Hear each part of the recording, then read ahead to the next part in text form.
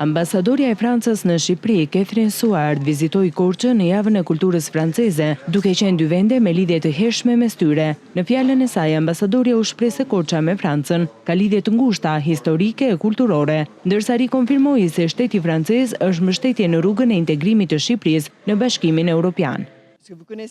Franca e mbështet plotësisht integrimin e Shqipërisë në BE.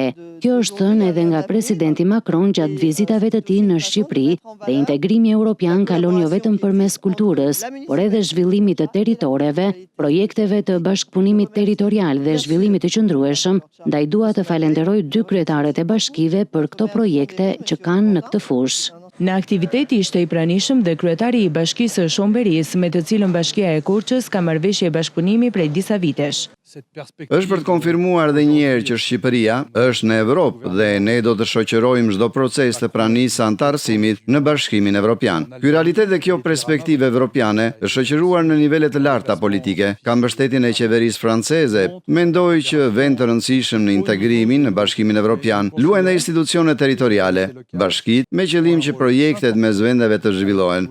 Java e kulturës franceze në Korçë ka ardhur me një larmi aktivitetesh, ndërsa u shoqërua dhe me një ekspozitë interaktive digjitale si një përvojë unike.